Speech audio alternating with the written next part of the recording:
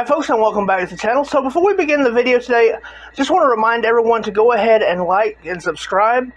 Comment down below. Check the description of this video and all the other videos on my channel if you're in a position to help the channel grow in any way. I have links there for my Patreon, Teespring, and several other support links, as well as the usual advocacy links. With all that out of the way, folks, thank you for watching today, and let's get on with the video.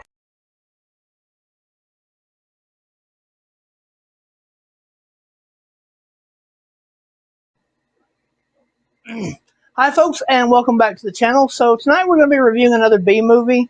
This one is a 2006 Canadian film called Gutterballs. This is a movie written and directed by Ryan Nicholson. Unfortunately, Ryan Nicholson passed away from cancer in 2019.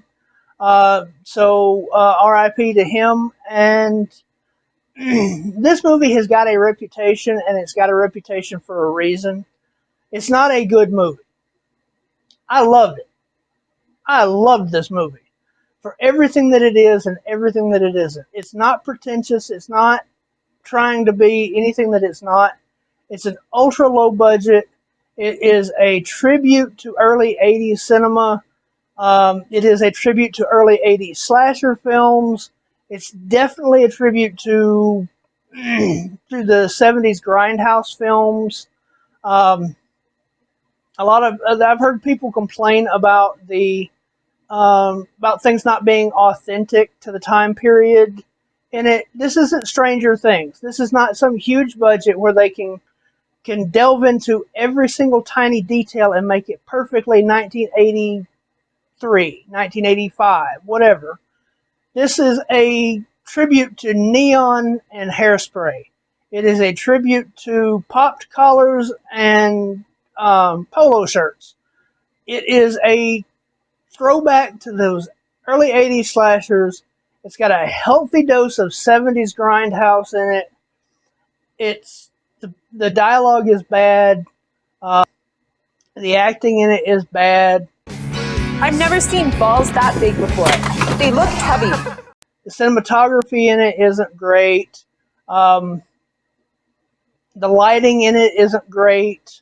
It's got a good soundtrack to it. I don't know how they managed. They must have spent half their budget on the soundtrack. Because when you watch it at the end, they're all accredited artists. They're all the original recordings, so they spent money on that soundtrack. Might as well go ahead and get the elephant out of the room. This movie has a level of sexual violence to it that is above and beyond what I've seen. For the most part, I would be really hard pressed to come up with another movie that's on this level. Maybe I Spit on Your Grave, maybe. And speaking of that, there is a scene very reminiscent of I Spit on Your Grave. There is a sexual assault scene in this one that involves multiple people. It also involves a foreign object. A lot of times trigger warnings are for stuff that is minor and only a small portion of people would be upset by it. This is a legit trigger warning for a legit reason. This is a seriously brutal assault. Somewhat made better and made worse by there being some comedy thrown into the middle of it. But the scene itself lasts for 9 minutes. Actually a little over 9 minutes. I think it's like 9:28 or something like that. Also, there is an excessive use of the F-bomb. In fact, actually, odd little fact note on it. There's a 2-hour-long documentary on the word fuck, and it is actually used less in that 2-hour documentary than it is in this hour and 30-minute slasher film. Sort of slasher film. So the idea with this movie is kind of, some people the people who aren't upset with that sort of thing, who can watch that sort of thing, or see that sort of thing as cathartic as the people who perpetrated such an act get killed off in various ways. In this one, they get killed off in a lot of times in sexual ways. So it does increase the sexual violence throughout the entire film. It's not just the single sexual assault. Um, but there's kind of this mishmash thing going on with this film. It's sort of feels like a parody, but an unfunny one. I don't know if there's a name for that. Groovy, baby! Okay, well, that's an example of one that was supposed to be funny. This is actually one that's not supposed to be funny. No, Scream is actually a subgenre of meta horror. It's not its own independent thing, so no. Um, so, what do you call a film that's obviously making light to a degree of a slasher film? Well, I don't have an answer for that, but I will say that if you took I Spit on Your Grave, and instead of the known protagonist getting revenge directly, you had a masked killer in a slasher style film getting revenge on their behalf, you have Gutterballs. One thing this movie has going for it is an absolute ton of splatter effects, of blood and gore. One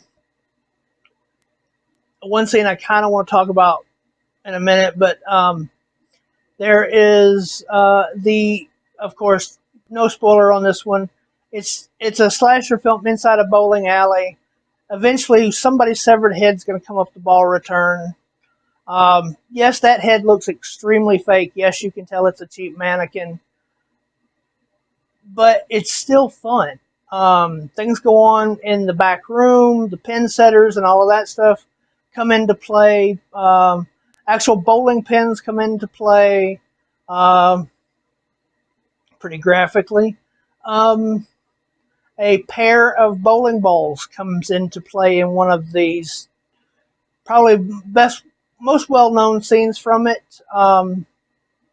as far as the kills go in it, which is great because the bowling ball bag killer, who literally wears a bowling ball bag for a mask, is also dressed in a suit of armor in that one for that kill. There is a cosplay scene where after he's killed off one character, he dresses like that character by wearing that character's hair and bandana over the ball bag, and somebody else thinks it's actually the person that they were that he just killed off. So there is definitely parody here.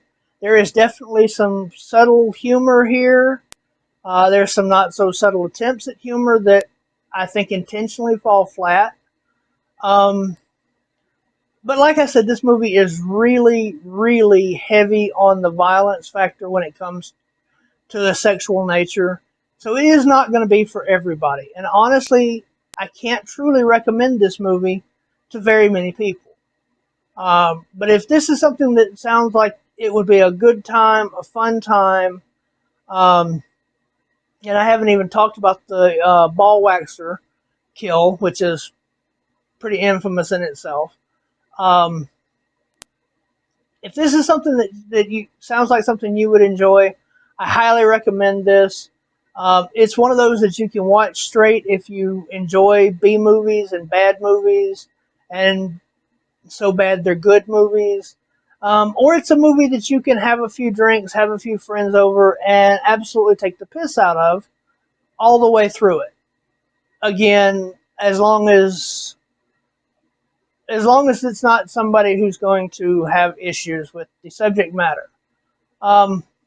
All that being said, I really enjoyed this film for what it is. I know that some people are going to be offended that I'm not offended, and that's them. I can't help that. Some people are just like that. I'm offended that you're offended by me taking offense. For me, this is a B plus, strictly for fun factor. I enjoyed the hell out of this movie, and if it's something that sounds like it's up your alley, sorry, I had to do at least one bowling joke, right? If it sounds like something that you'd enjoy, check this one out. Pick up the DVD version of it. I have ordered it for myself and haven't gotten my copy in yet. But it's apparently got some special features and things on it that sound really good. It's worth having on physical media as far as the movie itself, as far as I'm concerned. So all that out of the way, as usual, in this video by saying y'all be good, y'all be safe, and y'all have a good one.